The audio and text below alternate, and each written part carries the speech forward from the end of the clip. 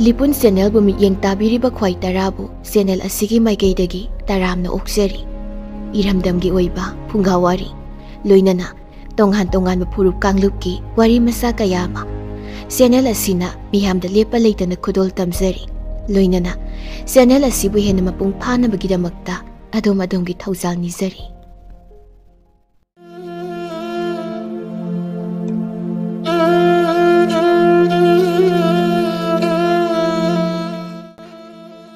mayamda khudol tamjari phungawari apangba ningthaugi sasan matam amada yamna thapa laibak amada yamna sathina pangba ningthau ama palami ningthau asi pangbada nattana mahaki yamna pangba mantri ahum su lairami mahaki mantri sing asisu ningthau asiga chap manana panglami apangba mantri ahum asisu ningthau asina yamna luna tawjarami aduga makhoina haiba singsu ningthau asina yarami nongmadi ningthau asina mantri makhoi ahumbu kaukhattuna makhoi mari mifam ama phamlami ningthaugi achanba apangba mantri amana asumna hairaklami iningthauna karigumba hek tumlinglakpa matamda tumba yadrabadi iningthauna tumnabagidamakta Praja miyam asi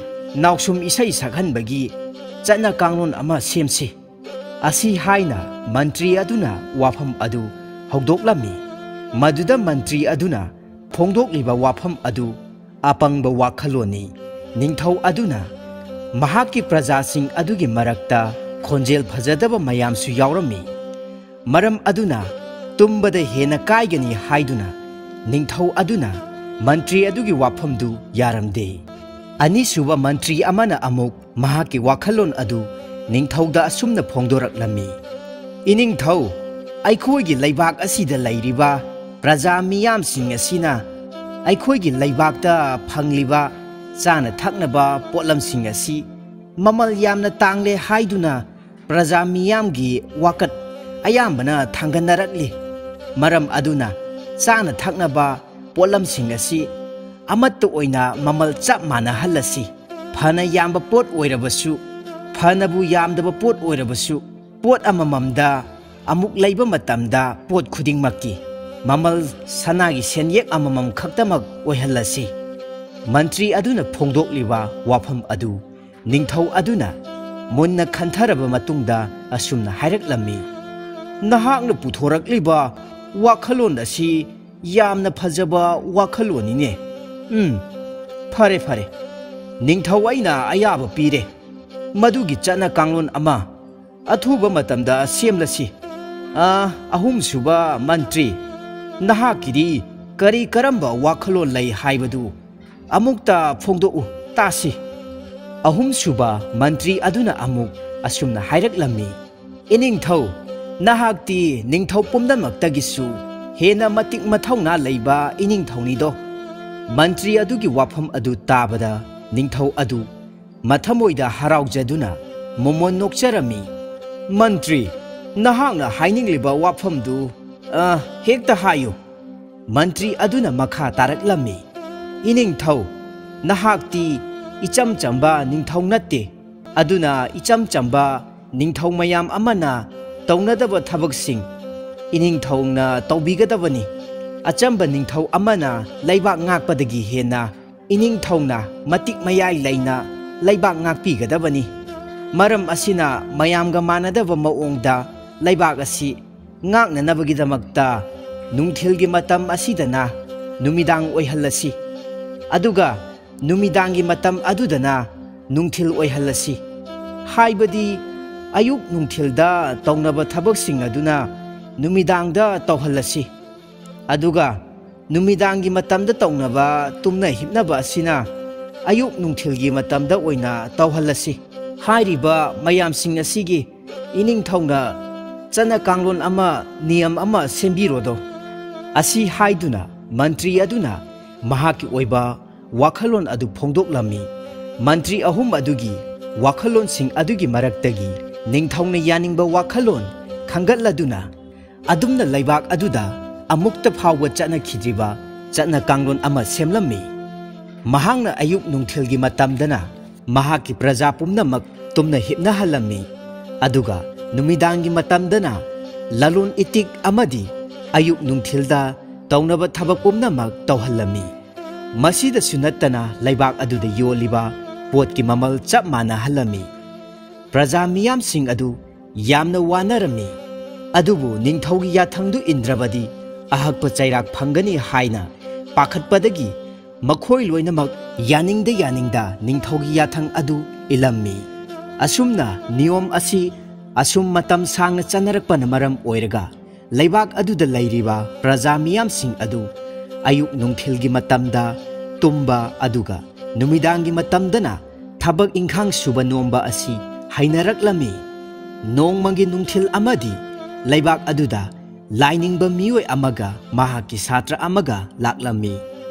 Ayuk nungthilgi matam aduda makhoina lambi sorok aduda miyoi amata lambida chatpa uramde. Asigumba angakpa matau asi ubada lainingba aduna hairaki. Kari matongna tawriba asibo? Nungthilgi matam asida lambi asida mi pong kana amatasu chatpa ude. Aduga kaitheldasu mi amata pot yonbasu ude. Mafam asida karigumba kharadi thoklamba yaise. Asi haina lainingba misak aduna mahaki satra aduda hairami. Satra aduna su aduni oja nanai aihaksu karino haiba amata khangjadi. Adu oja aihak chak yamna lamle kamdoksige. Nahakna chabagi wakhanda khanduna talai atopa wakhal su khara khallu kaidobage. Asumna makhoi anina mafam aduda sana thaknaba asum thiduna lakpada numit tasankhirami. Numit tasalakpa adudadi praja miyam sing adu mahai hauganaraklami. Aduga makhoigi nongmagi tawgadaba thabak sing adu tawnaraklami. Kaithel amasung dukan sing loine thong hangnaraklami. Miyam ama kaithel kanaraktuna pot chai lainaraklami. Lalon itik tawnaraklami. Matau sing adu urubada lainingba misak adu yamna ngaklami. Mahakna matomta khanjai. Masigi laibak asidi imana hek pokpadagi amukta phawba thengnaratri. Angakpa laibak amani ko. Ayukka nungthilga tayonaba lamdamni. Dukan singdu hangnarakpa matamda chana thaknaba yonba dukan su yaurami. Satra aduna lainingbo oja adudagi ayaba lauraduna chana thaknaba yoliba dukan amada karigumba khara charukhige haiduna chankhirami. Somdana lainingba misak aduna laibak adugi maramda yamna kupna khangningbagi ikhau langba asum poklammi. Maram aduna mahakna dukan phamlibi nupi amagi manakta changsinduna laibak adugi maramda hanglammi. Thaujal hairabi ibema laibak asida tawriba asibu karino? Aihakti wakhal amata tadre. Ayuk nungthilna tumlaga numidangdana thaba ingkhang tawnariba sibu kari maram laibage? Matam aduda nupi aduna yamna ningamdana lainingba miyoi aduda asumna hairaklammi. Oja ibungo aikhoigi laibak asida yamna pangba ningthau ama pali. Mahak pangbata natana mahaki mantri sing adusu mangondagi hena loina pangi. Makhoina laibak asida karigumba apangbagi mathong chadraba niyom kaya sing semduna laibak asida lairiba praja miyam sing asibu awaba tahaliba asini.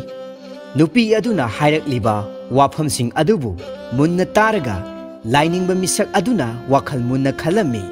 Aduga mahaki satra adugi manakta laklammi. Satra aduna mahaki oja aduna lakpadu uba matamda sana thaknaba pik thanna yauraba polang ama makhutna paiduna oja adugi manak tamda chensilaklammi. Aduga lainingbo oja aduda hairaki. Oja tu yengbiyo aihakna pujarakliba acha athak mayam ase asuk yamlaba mayam ase aihakna sumnatagi lupa ama khakna leirakpani. Mafam asida yoliba pochai sing asi yamna hongi. Apamba pot ama hekta leiba matamda sumnatagi lupa ama khaktagi hena karisu tingde. Maram asina mafam asida aikhoi nungaina leirasi oja. Lainingba misak aduna yamna munna khalami. aduga mahaki satra aduda hairaklammi.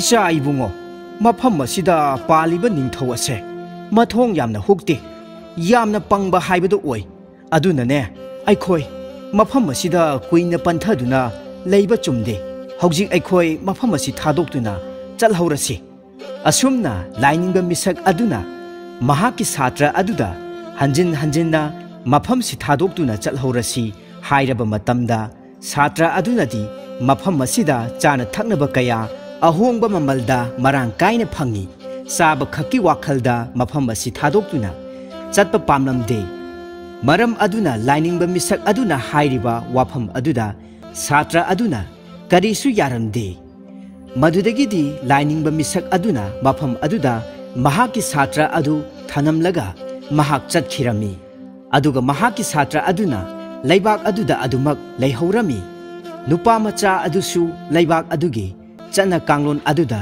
asum hainaraklami mahak numidangi matamda chaba ngamba makhai chasilami aduga nungthilgi matamdana mahak yamna nungaina tumduna leithoklami asumna sa thaktuna ta leirakpana nupa macha adu yamna noikhalaklami mafam asida leibada mahak yamna nungaiba haibadu oirami aigi oja se yamna pangi ko asuk nungaina leiriba mafam asibu tarai na thadokduna hekta chatkhi aisu ojana haibadu ilamlabadi ngasi aina nungaina leiribasing ase karisu phangamloi ko nongma nungthil ama yamna ina kaira khunba lalonba nupa amagi mayumda huranba ama changlaklami huranba aduna pochai khara huranba loiraba matung yum adudagi thongnawdagi songthorappa matamda khanghaudana yum adugi phaglangsing adu ningkhairaktuna huranba adu nansilami madudagidi huranba adu yamna thina soklammi huranba adugi mayambadu laktuna apangba ningthau aduda wakatlami iningthau ibungo aihaki inawnupa asi mana thabak ama tawduna leiringaida yum adugi phaglangdu ningkhairaktuna nanbadagi mahak yamna thina sokle yum adu yamna ina kaira khunba lalonda nupa amagi yumne maram aduna iningthongna wafam masibu amukta wayen pibiyu madudagidi ningthau aduna lalonba nupa adubu sana konungda kaukhatlami aduga asumna hairami nahaki yumgi phaklang adu ningkhairaktuna nupa asigi manaw nupa adu yamna thina sokale hairibasi achumba wara lalonba nupa aduna amu khumlaklami mani iningthau madu achumba wani adubu yum adugi phaklang adudi ipana sabiramba phaklangni yamna mallaba phaklangni mahaki manaw nupana pot huranba lakpada mafamdudagi nanthokduna chenkhinaba hotnaba matamda phaklang ningkhairaktuna mangonda nanbani masida aigi karisu ira laite mara lairibadi huranba aduni asi haiduna lalonba nupa aduna amu ningthauda wakatlami madudagidi ningthau aduna amabu oire hojikti nupa adu phaklang nanbadagi soklabanina phaklang adugi mapu adu chairak phangani madudagidi lalonba nupa aduna amuk ingakngakna hairaklami iningthau chairak phangba tarabadi phaklang mapudu aihangna oijarabasu phaklang asibu cheksinna sadaba chek chanba miyoi aduna phangpham thoktabra asi haiduna amuk wakatlami matam aduda ningthau aduna wakhal munna khalami aduga lalonba nupa aduna hairiba wafam aduda chumgani haina laurami madudagidi mahakna phaklang adubu saba chek chanba nupa adu sana konungda kaukhatlami chek chanba nupa adu hojikti yamna ahal oisillamle nupa adu ubada ningthau aduna ahal asinara phaklang adu saribase nahakna phaklang adu cheksinna sakhidabana maram oiraga hojikti miyoi ama yamna thina sokle maram aduna hojikti chairak phangba taredo chek chanba ahal aduna hairaklammi iningthau phaklang adudi sakhiba phana kuire phaklang adu aihakna cheksinna sakhidabagi maram aihak hojikta ningsinglakle ningthau aduna amuk hairaklammi kari maram gidamak phaklang adu cheksinna sakhidribano chek chanba nupa aduna amuk khumlaklami iningthau ꯑꯩꯍꯥꯛꯅ ꯐꯛꯂꯥꯡ ꯁꯥꯔꯤꯕ ꯃꯐꯝ ꯑꯗꯨꯗ ꯖꯒꯣꯏ ꯁꯥꯕꯤ ꯅꯨꯄꯤ ꯑꯃꯅ ꯃꯐꯝ ꯑꯗꯨꯗ ꯍꯪꯒꯠ ꯍꯟꯗꯥ ꯆꯠꯄꯗ ꯃꯍꯥꯛꯀꯤ ꯈꯣꯡꯖꯤ ꯃꯈꯣꯜ ꯑꯗꯨꯅ ꯑꯩꯍꯥꯛꯄꯨ ꯐꯛꯂꯥꯡ ꯁꯥꯕ ꯑꯗꯨꯗ ꯄꯨꯛꯅꯤꯡ ꯆꯪꯕ ꯉꯝꯍꯟꯈꯤꯗꯕꯅꯤ꯫ ꯃꯔꯝ ꯑꯗꯨꯅ ꯂꯥꯜꯂꯤꯕꯗꯤ ꯑꯩꯍꯥꯛ ꯅꯠꯇꯦꯗꯣ ꯏꯅꯤꯡꯊꯧ, ꯃꯗꯨꯒꯤ ꯖꯒꯣꯏ ꯁꯥꯕꯤ ꯑꯗꯨꯅꯤ꯫ ꯃꯗꯨꯗꯒꯤꯗꯤ ꯅꯤꯡꯊꯧ ꯑꯗꯨꯅ ꯀꯔꯤꯁꯨ ꯈꯟꯊꯔꯨꯕ ꯇꯧꯗꯅ ꯑꯗꯨꯗꯤ ꯃꯔꯥꯜ ꯂꯩꯔꯤꯕ ꯃꯤꯁꯛꯁꯤ ꯖꯒꯣꯏ ꯁꯥꯕꯤ ꯅꯨꯄꯤ ꯑꯗꯨꯅꯤ, ꯑꯗꯨꯅ ꯃꯍꯥꯛꯄꯨ ꯍꯧꯖꯤꯛꯃꯛ ꯀꯣꯅꯨꯡꯗ ꯀꯧꯈꯠꯂꯛꯎ꯫ ꯑꯁꯤ ꯍꯥꯏꯗꯨꯅ ꯖꯒꯣꯏ ꯁꯥꯕꯤ ꯅꯨꯄꯤ ꯑꯗꯨꯕꯨ ꯈꯨꯗꯛꯇ ꯁꯅꯥ ꯀꯣꯅꯨꯡꯗ ꯀꯧꯈꯠꯂꯝꯃꯤ꯫ ꯖꯒꯣꯏ ꯁꯥꯕꯤ ꯅꯨꯄꯤ ꯑꯗꯨ ꯍꯧꯖꯤꯛꯇꯤ ꯌꯥꯝꯅ ꯑꯍꯜ ꯑꯣꯏꯔꯕꯤ ꯅꯨꯄꯤ ꯑꯃ ꯑꯣꯏꯔꯝꯃꯤ꯫ ꯃꯍꯥꯛ ꯅꯤꯡꯊꯧꯒꯤ ꯃꯅꯥꯛꯇ ꯂꯥꯛꯄ ꯑꯗꯨꯗ ꯃꯀ꯭ꯂꯥꯛ ꯊꯛ ꯊꯛ ꯅꯤꯛꯂꯝꯃꯤ꯫ ꯅꯤꯡꯊꯧ ꯑꯗꯨꯅ ꯅꯨꯄꯤ ꯑꯗꯨꯕꯨ ꯎꯕꯗ ꯑꯁꯨꯝꯅ ꯍꯥꯏꯔꯛꯂꯝꯃꯤ, ꯑꯍꯜ ꯑꯣꯏꯔꯕꯤ ꯖꯒꯣꯏ ꯁꯥꯕꯤ, ꯅꯍꯥꯛꯄꯨ ꯀꯣꯅꯨꯡꯗ ꯀꯧꯈꯠꯂꯤꯕꯁꯤ ꯆꯩꯔꯥꯛ ꯐꯪꯅꯕꯅꯤ꯫ ꯃꯔꯝꯗꯤ ꯅꯍꯥꯛꯅ ꯃꯔꯝ ꯑꯣꯏꯔꯒ ꯅꯍꯥꯛꯀꯤ ꯈꯣꯡꯖꯤ ꯃꯈꯣꯜ ꯑꯗꯨꯅ ꯆꯦꯛ ꯆꯟꯕ ꯅꯨꯄꯥ ꯑꯁꯤꯒꯤ ꯊꯕꯛꯇ ꯆꯦꯛ ꯆꯜꯂꯤꯉꯩꯗ ꯋꯥꯈꯜ ꯆꯣꯏꯊꯣꯛꯍꯟꯕꯒꯤꯅꯤ꯫ ꯃꯗꯨꯗꯒꯤꯗꯤ ꯖꯒꯣꯏ ꯁꯥꯕꯤ ꯅꯨꯄꯤ ꯑꯗꯨꯅ ꯑꯁꯨꯝꯅ ꯍꯥꯏꯖꯔꯛꯂꯝꯃꯤ, ꯏꯅꯤꯡꯊꯧ, ꯃꯗꯨꯒꯤꯗꯃꯛ ꯑꯩꯍꯥꯛꯅ ꯀꯔꯤꯒꯤ ꯆꯩꯔꯥꯛ ꯐꯪꯒꯗꯧꯔꯤꯕꯅꯣ? ꯅꯤꯡꯊꯧ ꯑꯗꯨꯅ ꯑꯃꯨꯛ ꯍꯥꯏꯔꯛꯏ, ꯃꯔꯝꯗꯤ ꯅꯍꯥꯛꯀꯤ ꯈꯣꯡꯖꯤ ꯃꯈꯣꯜꯗꯨ ꯇꯥꯕꯗꯒꯤ ꯆꯦꯛ ꯆꯟꯕ ꯅꯨꯄꯥ ꯑꯁꯤ ꯃꯄꯨꯛꯅꯤꯡ ꯆꯪꯕ ꯉꯝꯗ꯭ꯔꯦ꯫ ꯃꯔꯝ ꯑꯗꯨꯅ ꯃꯍꯥꯛꯅ ꯐꯛꯂꯥꯡꯗꯨ ꯅꯤꯡꯊꯤꯅ ꯁꯥꯗꯕꯗꯒꯤ ꯐꯛꯂꯥꯡ ꯑꯗꯨ ꯅꯤꯡꯈꯥꯏꯔꯛꯇꯨꯅ ꯍꯧꯖꯤꯛꯇꯤ ꯏꯆꯝ ꯆꯝꯖꯔꯕ ꯃꯤꯑꯣꯏ ꯑꯃꯕꯨ ꯌꯥꯝꯅ ꯊꯤꯅ ꯁꯣꯛꯂꯦ꯫ ꯃꯔꯝ ꯑꯗꯨꯅ ꯅꯍꯥꯛ ꯆꯩꯔꯥꯛ ꯐꯪꯕ ꯇꯥꯔꯦ꯫ ꯃꯗꯨꯗꯒꯤꯗꯤ ꯖꯒꯣꯏ ꯁꯥꯕꯤ ꯑꯗꯨꯅ ꯑꯃꯨꯛ ꯍꯥꯏꯔꯛꯂꯝꯃꯤ, ꯏꯅꯤꯡꯊꯧ, ꯏꯅꯤꯡꯊꯧꯅ ꯆꯩꯔꯥꯛ ꯄꯤꯕꯤꯒꯗꯕ ꯃꯤꯁꯛꯇꯣ ꯑꯣꯟꯅꯔꯦ꯫ ꯑꯩꯍꯥꯛꯅ ꯐꯪꯒꯗꯕ ꯅꯠꯇꯦ꯫ ꯑꯩꯍꯥꯛꯅ ꯆꯦꯛ ꯆꯟꯕ ꯑꯗꯨꯅ ꯊꯕꯛ ꯇꯧꯔꯤꯕꯗꯨ ꯃꯄꯥ ꯐꯥꯎꯗꯨꯅ ꯍꯪꯒꯠ ꯍꯟꯗꯥ ꯆꯠꯄꯒꯤ ꯃꯔꯝꯗꯤ ꯑꯩꯍꯥꯛꯀꯤ ꯁꯅꯥ ꯈꯔ ꯁꯅꯥ ꯁꯥꯐꯝꯗ ꯌꯩꯊꯣꯛ ꯌꯩꯁꯤꯟ ꯇꯣꯏꯅ ꯇꯧꯕꯗꯒꯤ ꯑꯩꯍꯥꯛꯅ ꯃꯐꯝ ꯑꯗꯨꯗ ꯇꯣꯏꯅ ꯐꯥꯎꯗꯨꯅ ꯆꯠꯄꯒꯤꯅꯤ꯫ ꯃꯔꯝ ꯑꯁꯤꯅ ꯁꯅꯥ ꯁꯥꯕ ꯅꯨꯄꯥ ꯑꯗꯨꯅ ꯆꯩꯔꯥꯛ ꯐꯪꯐꯝ ꯊꯣꯛꯏ꯫ ꯃꯗꯨꯗꯒꯤ ꯅꯤꯡꯊꯧ ꯑꯗꯨ ꯃꯀꯣꯛ ꯉꯥꯎꯔꯝꯃꯤ꯫ ꯑꯩꯍꯥꯛ ꯋꯥꯈꯜ ꯇꯥꯁꯤꯜꯂꯛꯇ꯭ꯔꯦ꯫ ꯋꯥꯐꯝ ꯑꯁꯤ ꯑꯁꯨꯝ ꯆꯥꯎꯊꯣꯔꯛꯂꯦ꯫ ꯐꯔꯦ, ꯑꯗꯨꯗꯤ ꯁꯅꯥ ꯁꯥꯕ ꯅꯨꯄꯥ ꯑꯗꯨ ꯀꯧꯔꯛꯎ꯫ ꯁꯅꯥ ꯁꯥꯕ ꯅꯨꯄꯥ ꯑꯗꯨꯁꯨ ꯀꯣꯅꯨꯡꯗ ꯀꯧꯈꯠꯂꯝꯃꯤ꯫ ꯁꯅꯥ ꯁꯥꯕ ꯅꯨꯄꯥ ꯑꯗꯨꯗ हुरानꯕ नुपा अदुना सोकपगी मराल पुंबा पिसलकपा अदुदा सना साबा नुपा अदुसु यामना ngaklammi निंगथौ अदुना अमुक वारी पुंबदु मकोक्तगी हौना सना साबा नुपा अदुदा लिरम्मी अदुना हौजिक्ति सना साबा नुपा नहाक नाराल लैरबा मिसक अमा हाइबदो ओइरबनी अदुना चैराक ओइना चिंगथक्तगी इंथरगनी मदुदगिदी सना साबा नुपा अदुना अमुक हाइरक्लम्मी चुम्मी इनिंगथौ अइहाकना नुपी अदुबु अइगी दुकानदा हंगत हंदा लाखनखी अदुबु मसी पुंबगी मरमदी ललोनब नुपा अमगी सना साबा अदु यामना थुना पिबियु हाइजखी महांगना गिरिगिरि तकपदगी नुपा अदुगी सना अदु सानब होनरिङै नुपी अदुगी सना अदु मतम चाना साबा ngамखिदबनी निंगथौ अदुना अमु हाइरक्लम्मी फरे अदुदी ललोनब नुपा अदु कनानो अइंगोंदा मसक ताउ मदुदगिदी सना साबा नुपा अदुना ngसाइगी मफम अदुदा लैरिबा ललोनब नुपा अदुदा महाकनी हाइदुना मखुत थिंदुना ताई मदुदगी निंगथौ अदुना ललोनब नुपा अदुबु फाजिलु हाइना याथंग पिरम्मी अदुबु ललोनब नुपा अदु हापगा चिंगथक्तगी इंथगदबा थेलागारी अदु यामना चाउरम्मी मदुदगी निंगथौ अदुना हाइरक्लम्मी ngaikho inaisa नुपा अदुना थेलागारी अदुदा हापदो मतिक कया चादे अदुना थेलागारी अदुदा हाप चनबा मतिक चाबा नुपा अमा थिरउ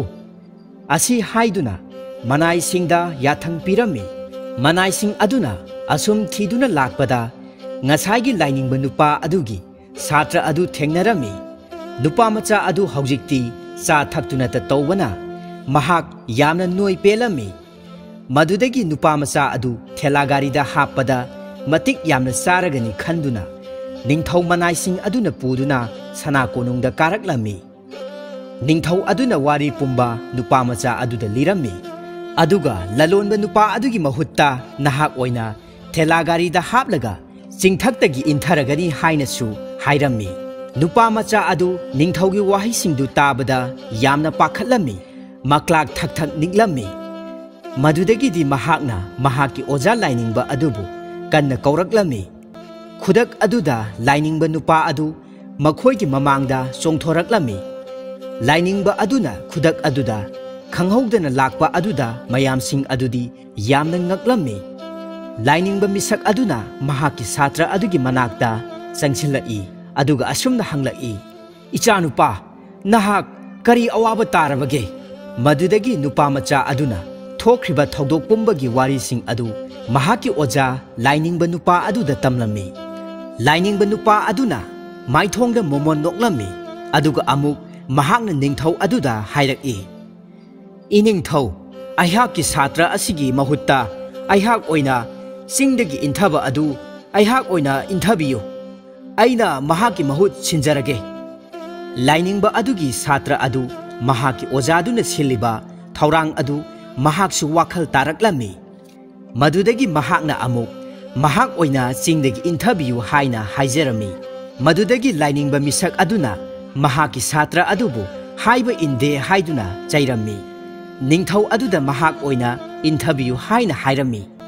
Asumna lainingba misak amadi satra adu amana amabu inthabiyu haina hairami. Madudagi makhoi ani khanaraklami.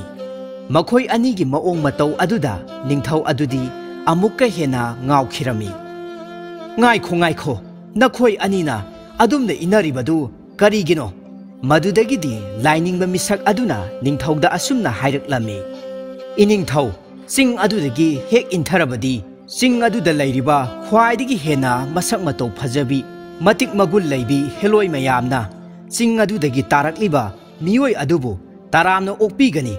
Aduga makhoina miyoi adubu makhoigi apambasing adu loina pibigani.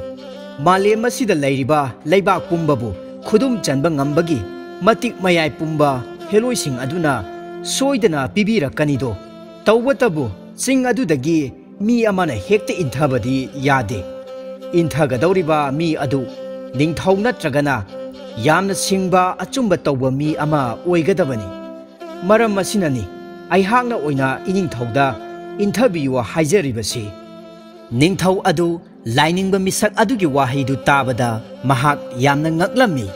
Madudagidi ningthau aduna lainingba misak amadi satra nupa macha makhoi anidubu heloising aduga unahanba pamlamde. Maram aduna ningthau aduna hairaklammi.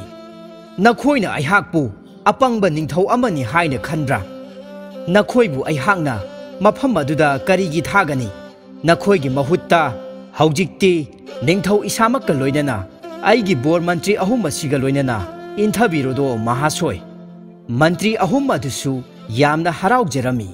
Madudagidi ningthaugi yathang matung inna thela gari achouba amada ningthau amadi mahaki mantri ahum adu haptuna makhoi chingthakta yauraklami. Madudagi lainingba nupa aduna ningthau amadi mahaki mantri ahum adusu chingmathaktagi inthaраklami. Ningthau amadi mantri ahumdu chingmathaktagi lauduna taraklami.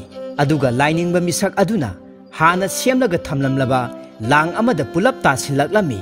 Madudagi ningthau aduna heloising adudi kadaida chakkhre. Matam aduda lainingba misak aduna laktuna hairaklami. Mafam asida heloi amata laite aina haisinabani. Nahak asi yamna pangba ningthau amani. Aduna nahakna masigumba oidaba wa asida thajariba karigino. Nahak nasa pangbada natana nahaki apangba laibaki sasan asina laibak miyamsing asisu loina wahalle. Phare nahak mafam aduda leijahoro aihak chatlage. Matam aduda ningthau aduna amuk haijaraklami. Ngaikho lainingbo oja nahak chatkigano. Aikhoi yamna lankhre. Aikhoi praja singi mafamda yamna soikhre. Aikhoina ikhutta sakti pai haiduna aikhoigi apangba wakhal asina kari su khantharuba tawdana niyam mayam ama semkhre. Tasengna aikhoi lale aikhoibu amukta kanbiyo. Ningthau adu masana masagi asoiba kayasing adubu khangjaraklammi. Madudagidi lainingba misaktuna thauri ama thadaraktuna makhoibu mafam adudagi chingkhatpirami. Ningthau adu mathakta kakhalaklammi aduga lainingba nupa amadi satra makhoi anida mantri singi mako oiduna onungda leibak sasan tawbiu haina haijarami. Lainingba nupa adugi satra adudi ningthaugi wafam adu hek haibaga yathoklammi. Adubu mahaki oja adudi matam khara khanduna leirami. Madudagidi lainingba nupa adusu ningthau aduna hairiba wafam aduda yabirami. Leibak adugi praja miyamsing adusu anauba mantri makhoi anigidamak yamna haraujarami. Madudagidi lainingba misak aduna hanagi mahausagi chanajaраklaba chana kanglonsing aduda amuk semlami. Numidangi matamda tumna hipnaba aduga ayuk nungthilgi matamdana thabak tawba haina niyam asi amuk nauna semlami. Asumna lainingba misak asigi leibak sasan asigi matengna leibak adu amuk hanna nunga yaifana pankhirami.